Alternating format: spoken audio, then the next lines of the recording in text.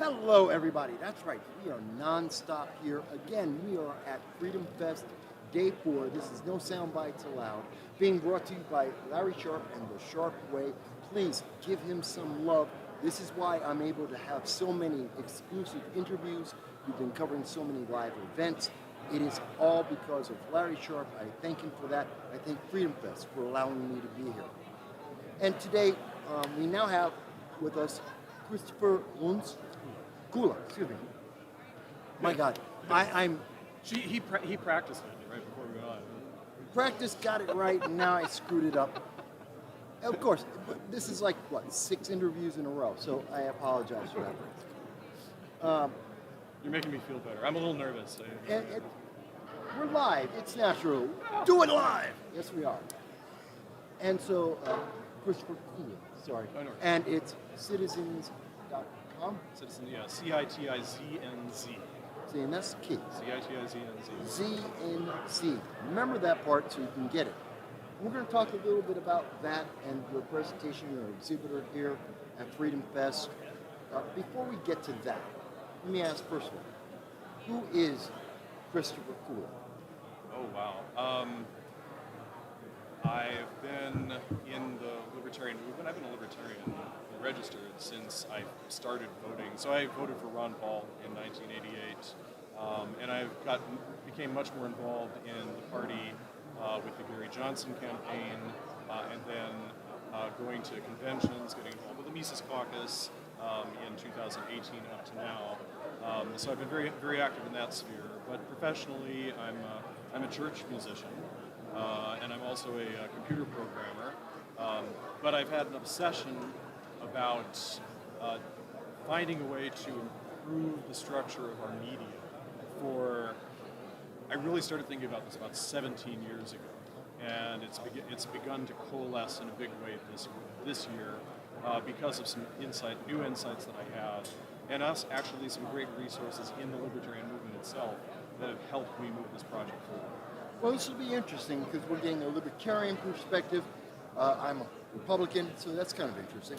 But yet, there's common ground often, like when we were talking with Spike Cohen about the common ground that we all live in. That's what America is, that common ground for all of us.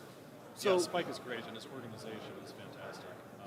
We've been talking about him actually maybe becoming an affiliate. I have to speak louder. An affiliate of our organization as well. So we can come back to that. Okay. So let me ask, you're a computer programmer, you do church, choir, music. That's kind of broad. Not a lot of people do that. Yeah, I've always had like 2 careers. I both, ever since I was a child, I was in music, growing up in choirs, and at the same time my dad was a mini computer programmer in Chicago in the 1960s. So I caught the bug of programming from him in the household when I was young. So I was always doing that also on the IBM PC when I was a kid and trying to figure out my basic programming. So I've run kind of 2 careers in parallel. But the last few years I really haven't been heavily into either of those. I've been much more focused on this media project.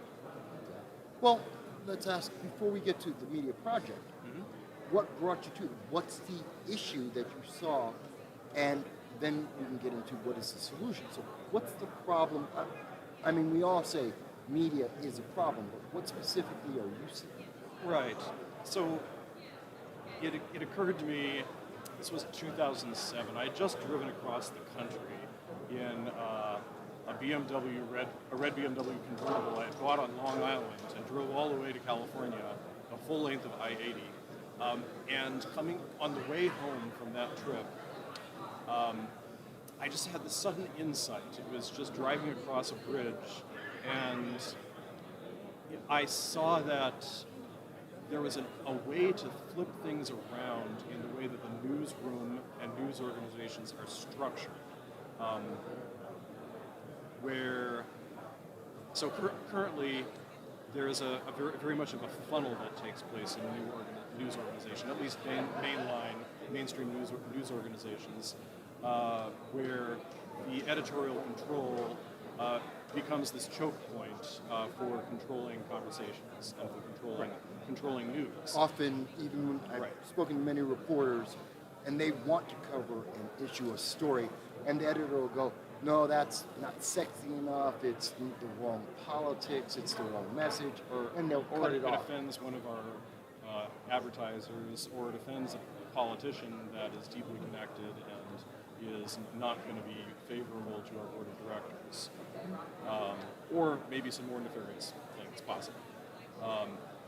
So the question for me has been, that I've been thinking about both from a technological perspective and a human perspective for the last 17 years, is how we flip that around and really make what the reporters want, as you say, the most important thing in an organization. And it ultimately comes down to asking who the watchdogs are.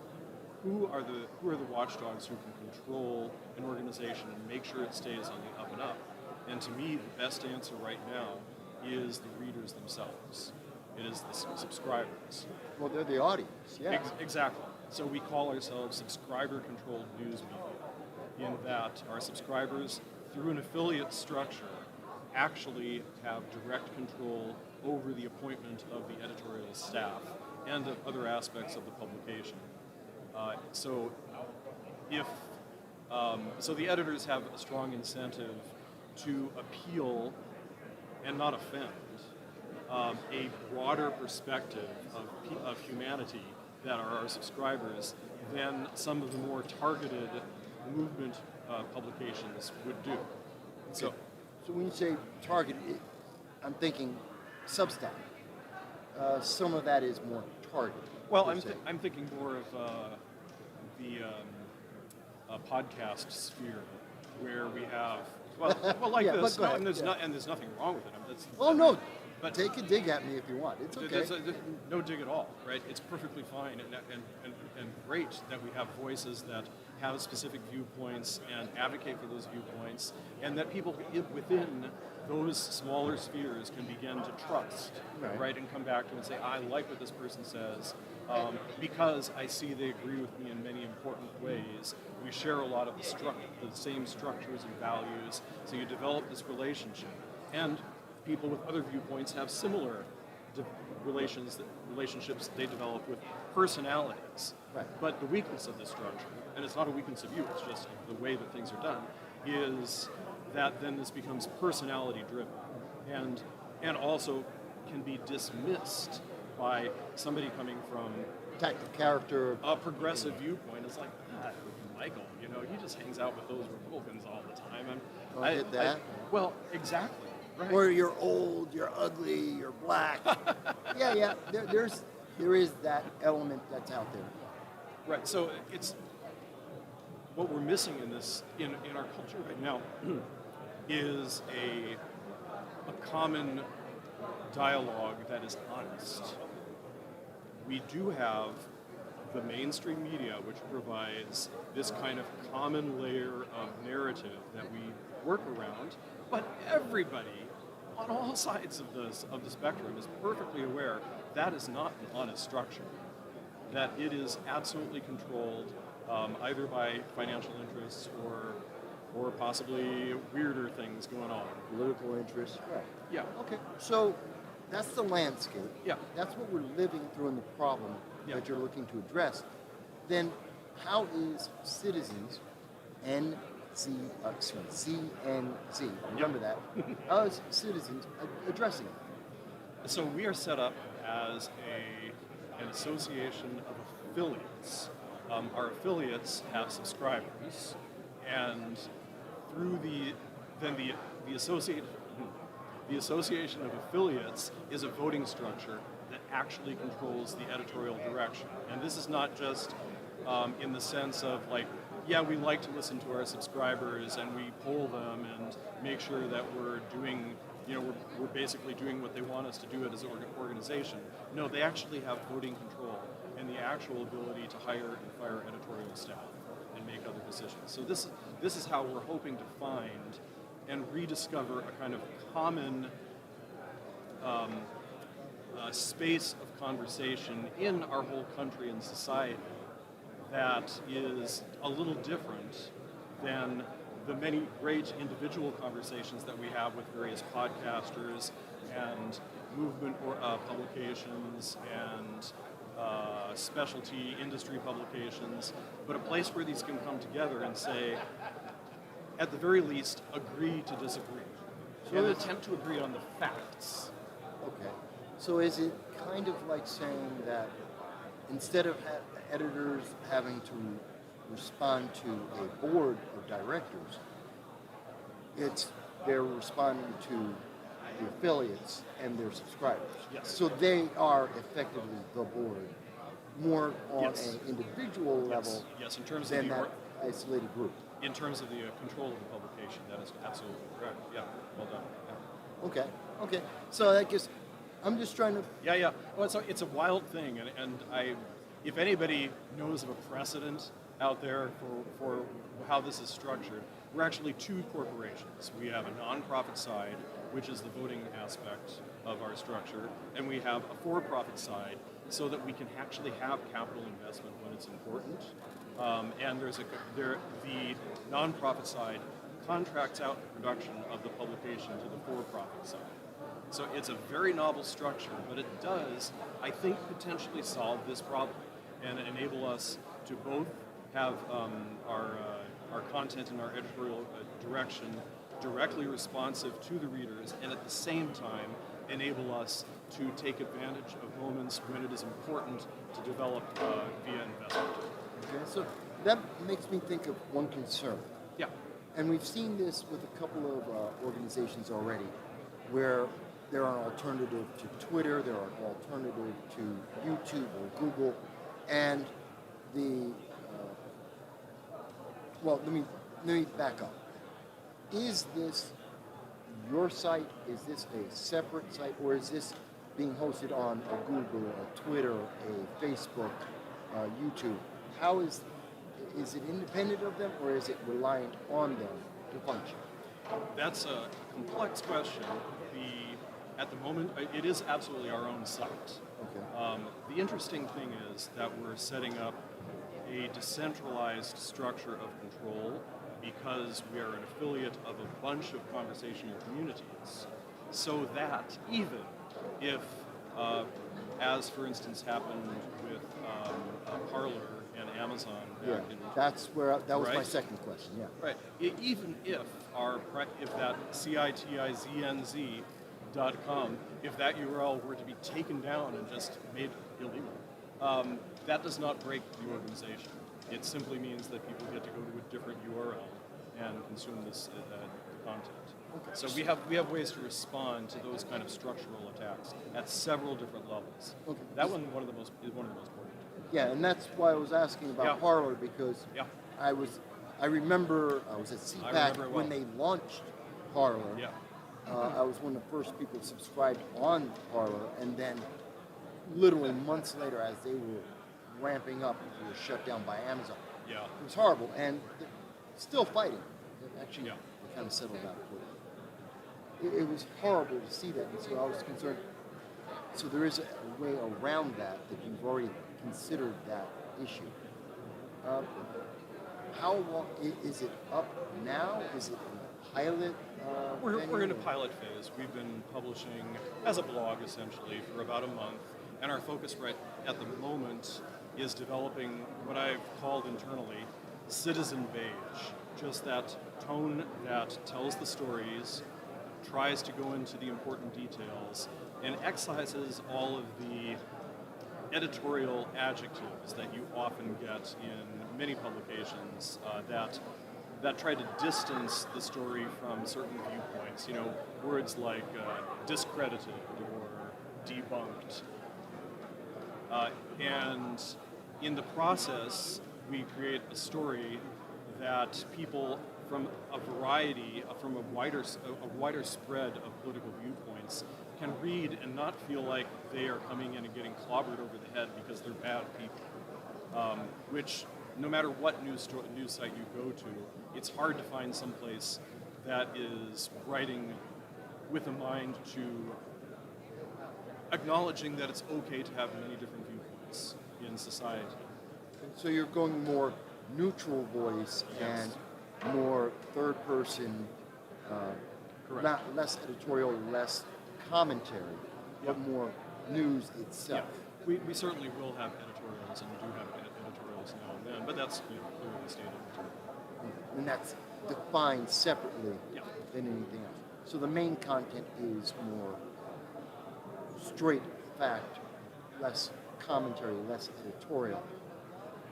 So there is that clear separation. Sure, and that's always a gray line because if you're not going to do any analysis, then perhaps what's the point of an organization to just regurgitate the facts? But if there is analysis, then we try and inform people about the different viewpoints that people may have coming toward an article, and have perhaps a point-counterpoint debate on our site. Now, I know you've been at Freedom Fest all 4 days. You've had an opportunity to speak to a lot of people about this. And I'm sure in the last month, you've also been able to see some responses online. How are people responding to this? And perhaps how are some of the mainstream media, how have they been responding to it? Well, I can't say that I've been interviewed by the mainstream media, so I haven't really gotten a response there. The people here, the most common thing that I get from somebody when I really explain how this thing works is, oh, that's interesting, that's new. I haven't heard anybody try to do that specific thing before. So it's really reassuring for me and encouraging that people see the novelty of this and also the importance of finding a mechanism to try and break this kind of stranglehold of control on media content. Going forward, Yeah. because you're in the pilot phase right now, you've Yep. been up for a month, you're getting the word out through events like here at Freedom Fest and others. What would the public expect to see as the next stage? Is it a marketing campaign? Is it ads? Is it word of mouth? How would they access it? Certainly, well, go to Citiznz.com to see where we are right now as a publication. In terms of the next phase that we're on right now, which has been terrific at this conference, we are looking to begin bringing on affiliates proper. So we're basically looking to find our bosses, and one of the groups that we're discussing with, this is I don't think this is out of school, but a possibility would be, for instance, Free and Equal being an affiliate of our publication, in the sense, and then the members of Free and Equal actually become part of the voting body that controls our publication. And we've talked to other people also, but I think we've talked with them enough that maybe that's moving a little along. So that might be one of the next milestones Yeah. people might see. Yeah, maybe not that one necessarily, but something like that. We would have substantial organizations, preferably working in this area of trying to find a broader conversation. Political boards that emphasize non-confrontation and emphasize quality interaction might be another a good candidate for somebody to join our community. For the general public, you mentioned, excuse me, you mentioned that the general public will be able to go to the site and see what's going on, even in the pilot stage. Is this, are there restrictions on the public? Like, do they have to subscribe to be able to get in? Is there a fee for that? Is it free for them to get involved? At the moment, we haven't launched our paywall, but that will be coming very soon. So I'm not prepared to say the numbers right now, but we'll be offering some very strong introductory offers for a subscription to our paywall content at an introductory rate. So please do take a look at that, especially over the next week. I would expect some more information about that. And then more of our heavy research-focused, in-depth articles will be perhaps behind that paywall for the premium content. But our daily reporting will certainly remain free for quite a while. So there is open to the public section, and Yes. then there's more exclusive. Kind of like what Glenn Greenwald used to do over at the Atlantic. Sure. Where he had he would sometimes the Atlantic would have a general story, and then Glenn Greenwald with his more specific and maybe more in-depth coverage would be behind that paper. Is that kind of like that? Yes. Yeah. Speaking of that, and sorry, I'm trying to think of. There's so many questions about that and ways it can be done. It's throwing me a little bit. So right now we're in a beta. To put it into terms that some of the younger people will think of, it's kind of like a beta stage. It's kind of like a video game beta open to the public for the next week or so. And then it moves into the next phase. So you're moving along pretty fast. We are, yeah. Well, we're very aware that this conversation about the problems of the media is prominent right now. Many people are talking about it, including the mainstream media themselves are going like, what exactly is wrong with us? It's kind of crazy to see at the moment. But there's certainly an opportunity right now to jump in with a viable answer to this problem. And we believe we have that answer. So we're trying to move quickly. Obviously, with the election coming up, that's a kind of a timeline as well. But we're certainly aiming to be around beyond that. I know what I wanted to ask. Yeah. Speaking of Glenn Greenwald and other prominent reporters and journalists, do you have a dedicated list of or group of content contributors? I don't call them journalists per se, because that isn't necessarily what you're targeting. Not exactly, if I'm understanding it right. Sure. But do you have dedicated content providers? We do. We have a very small staff. Right now, all our stuff is done in-house, produced by the staff. As we bring in our affiliate communities, we are going to be looking for and open to community-originated content. But that isn't to say that we are a message board or a social media posting site in the sense of Twitter, like everybody gets to post things from their various communities. Rather, we invite communities in to be part of a commission sharing structure, to be part of the voting structure, and also, if it's to their taste, to be part of a research and story development structure as well. That then gets filtered through our editorial control, which in turn is actually ultimately controlled by those same people. Okay. So it is a very unique and original approach. We really haven't seen that. And again, if anybody knows of something, tell me, because I would love to be able to reference a prior success, especially. Of course. But I think it's something that would be very interesting for people to check out and to follow and see how it moves forward. Let me ask, I always like to end interviews with a very simple thought that obviously we've tried to talk about a lot of things, what's going on here at FreedomFest, what's going on with you and the business. But I always like to end it with, is there anything that we haven't covered, any issue, question, statement that you believe is essential, that you want to make sure that the audience is able to hear before we end the interview? Wow, that's an excellent question, which I wish I were better prepared for. I will just throw out this little aphorism, and it's an analogy, but one way of thinking about what we're doing is if Reddit had a newspaper, if you had a bunch of boards that came together and then produced a central piece of content, a central content site that they were able to agree was that central site. That's what we're aiming to produce. Okay. Well, folks, now you have a better framework of it. Again, it is Citiznz with ZNZ. Citiznz, CNZ. Get that right. And this has been Christopher Kula, who has been with us. I thank him for the time today. It's FreedomFest. Lots of stuff going. Still more content to come. I thank you all for joining us today. Please remember, give a like to Larry Sharp for allowing us to be here. Please give this video a like and a share as well. And as always, subscribe. Thanks, guys. I'll talk to you again very soon. with Maj Toure, Cornel West, and Larry Sharp. Ooh, nice.